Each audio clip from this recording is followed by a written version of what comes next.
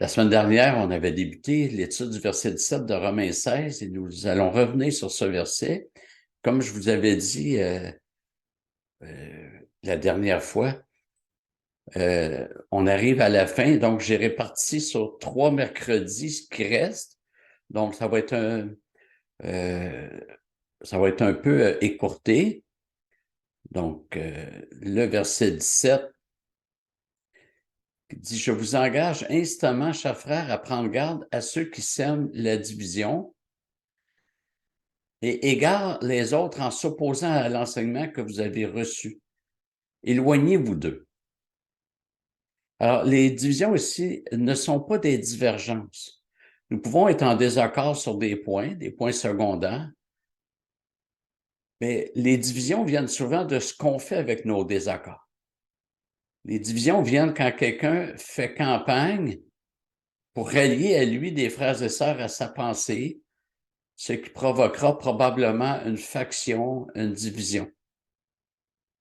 L'Église primitive avait un problème grave. Les judaïsants affirmaient que les non-juifs qui se convertissaient devaient se faire circoncire pour appartenir au peuple de Dieu.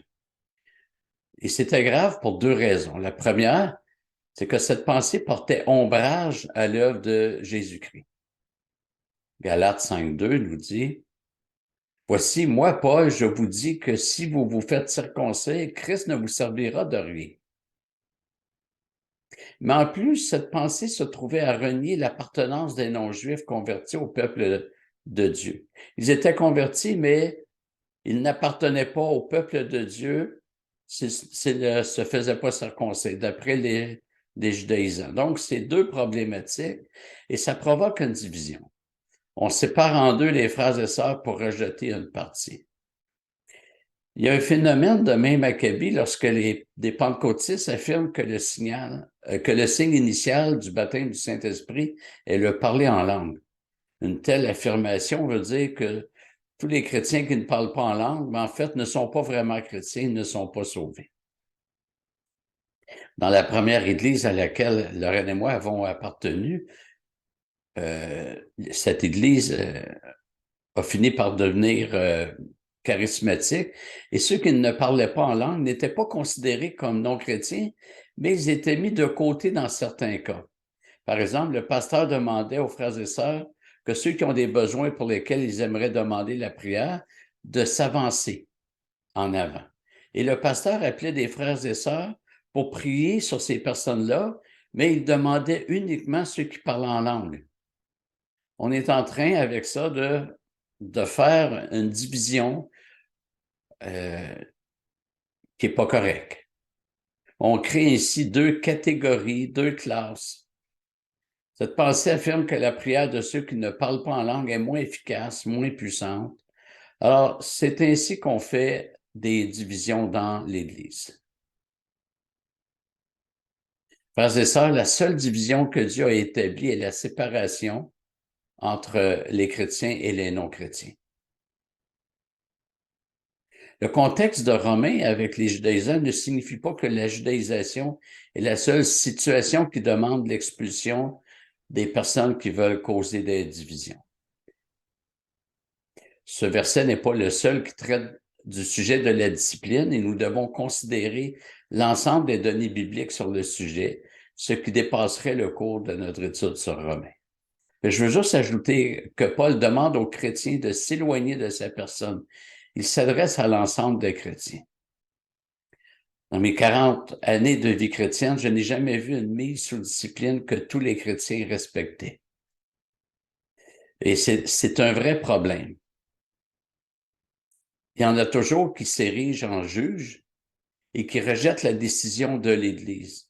Ces personnes décident de faire bande à part et de continuer à avoir les personnes disciplinées et même avoir une communion spirituelle avec ces personnes. Alors, les personnes qui font ça ne fonctionnent pas encore, mais en singleton. Elles ne fonctionnent pas en Église, mais en individus séparés et indépendants.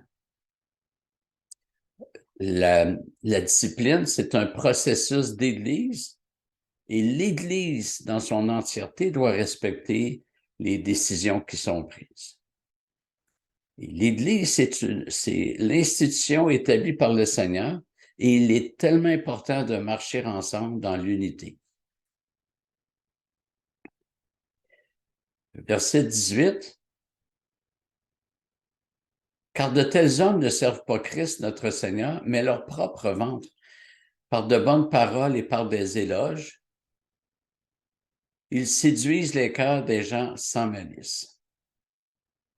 Paul émet un jugement juste concernant les personnes qui causent des divisions et des scandales. Ces personnes ne servent pas le Seigneur, mais elles-mêmes. Elles ne sont plus là pour la cause de l'Évangile, mais pour leur propre cause. Elles n'obéissent pas au Seigneur, mais à leur propre désir. Et pour en gagner d'autres, elles utilisent la séduction. J'aimerais vous rappeler que si Dieu utilise la conviction, c'est Satan qui utilise la séduction.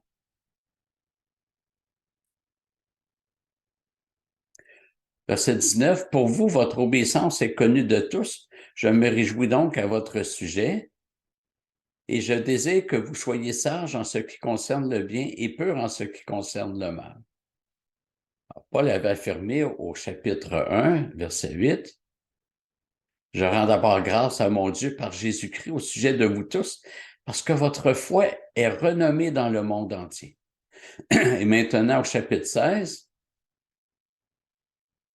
Pour vous, votre obéissance est connue de tous. » Alors, les deux vont ensemble. Ceux qui ont la foi qui était reconnue dans le monde entier, ben, ça va avec l'obéissance qui est reconnue de tous. Celui qui a la foi va obéir au Seigneur, bien que son obéissance soit imparfaite. Il va chuter, mais il obéit, il continue dans l'obéissance, puis sa chute sera suivie de la repentance, qui est aussi une marque d'obéissance.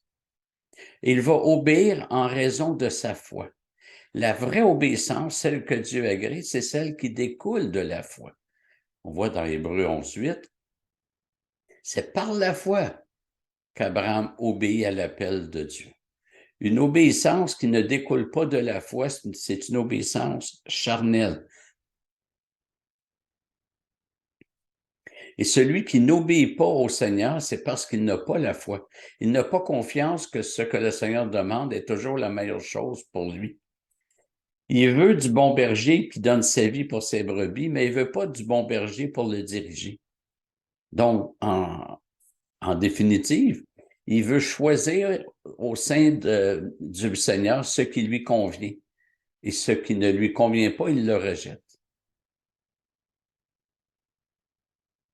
Et Paul se réjouit de la foi et de l'obéissance de ses frères et sœurs de Rome, mais il espère qu'ils vont poursuivre et grandir dans ces choses. Verset 19, « Je désire que vous soyez sages en ce qui concerne le bien et purs en ce qui concerne le mal. » Autrement dit, puisque vous êtes dans l'obéissance, faites preuve de sagesse pour viser le bien encore plus et de pureté pour éviter le mal. Verset 20, « Le Dieu de paix écrasera bientôt Satan sous vos pieds. Que la grâce de notre Seigneur Jésus soit avec vous. » Ensuite, à toutes ces exhortations que Paul a adressées aux chrétiens de Rome, dans cette épître, l'apôtre les encourage à persévérer en appliquant aux chrétiens une promesse que vous avez certainement reconnue quand il dit que le Dieu de paix écrasera bientôt Satan sous vos pieds. Évidemment, ça nous renvoie à Genèse 3,15 où Dieu dit au serpent, « Je mettrai inimitié entre toi et la femme, entre ta descendance et sa descendance. Celle-ci t'écrasera la tête et tu lui écraseras le talon. » On se rappellera peut-être pour ceux qui avaient entendu cela que ici, on traduit par « celle-ci », mais on peut pas trancher parce que dans l'original, le pronom est de même genre que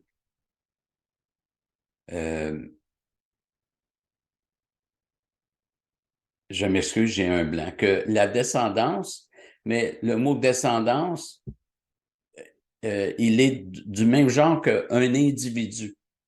Ça veut dire que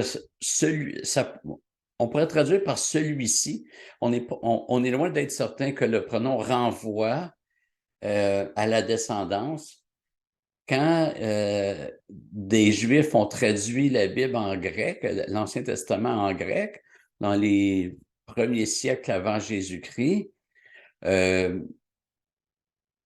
donc en grec, ils ont mis un pronom qui ne correspond pas au mot grec pour descendance.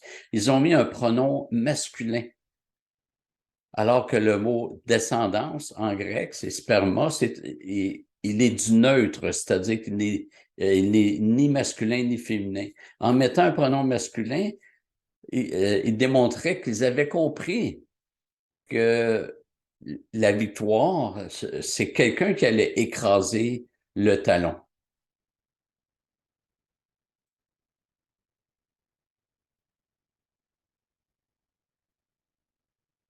Plutôt la tête, je suis désolé. Alors, cette promesse que Dieu a prononcée dès la chute annonçait la victoire de Jésus-Christ à la croix sur tous les opposants à Dieu, Satan, ses démons et les hommes qui sont aussi des opposants à Dieu, les réprouvés. Genèse 3,15 parle d'une victoire en soi, alors que Paul parle du fait que cette victoire sera nôtre. Elle est déjà nôtre, mais elle sera pleinement appliquée. Présentement, Satan, même s'il a la tête écrasée, continue de s'acharner contre l'Église du Seigneur. On voit ça dans Apocalypse 12. Et nous attendons la ruine totale et définitive de Satan. Devons-nous l'attendre pour bientôt? Hein, comme Paul dit dans Romains 16, pas nécessairement, et encore moins les premiers chrétiens à qui la lettre avait été envoyée. En fait, le mot grec traduit par bientôt n'a pas nécessairement le sens de dans quelques instants. Le mot peut aussi signifier rapidement. Alors, si je dis que je vais refaire ma toiture rapidement, ça peut avoir les deux sens. Ça peut signifier que je ne peux pas attendre, là, il faut que je fasse ça en fin de semaine prochaine. Je vais la faire rapidement. Mais ça peut signifier que je vais la faire rapidement, c'est-à-dire je vais prendre juste une demi-journée. Mais ça peut être dans 2 ans, mais je vais la faire rapidement, donc je vais la faire dans une demi-journée. Et le mot grec que Paul utilise a possiblement ce deuxième sens. Donc, ce n'est pas nécessairement bientôt au sens de sous peu, mais quand ça va arriver, ça ne traînera pas. Donc, ailleurs dans le Nouveau Testament, le même mot grec est traduit par promptement ou vite, rapidement. Paul affirme que c'est le Dieu de paix qui va écraser Satan. Alors, il y a un lien entre la paix et la victoire de Satan. J'ai déjà mentionné que la paix n'est pas d'abord un état d'esprit, c'est pas d'abord quelque chose qui est ressenti. La paix est une réalité objective. Nous, chrétiens, avons la paix pour 2 raisons. La première est que nous avons été réconciliés avec Dieu. Romains 5,1 dit « Étant donc justifiés par la foi, nous avons la paix avec Dieu par notre Seigneur Jésus-Christ. »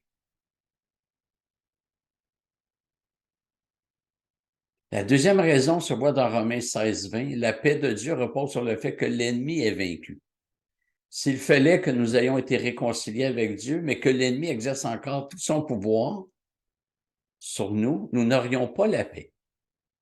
Un habitant peut très bien être réconcilié avec le roi et être en paix avec lui, mais si les nations ennemies menacent constamment, il n'aura pas la paix. Donc, nous avons la paix parce que nous avons été réconciliés avec Dieu et nous avons la paix parce que l'ennemi est vaincu. Et avant d'avoir une paix ressentie, une paix subjective, il y a la paix objective, que nous la ressentions ou non. Et ce verset nous annonce que les pleins effets de la victoire écrasante du Christ sur le serpent et sur tous ses acolytes se verront dans nos vies. C'est le retour de Jésus-Christ qui va amener cela. Le jugement dernier sera prononcé. Les brebis seront à la droite de Jésus-Christ pour entrer dans les promesses de l'Alliance.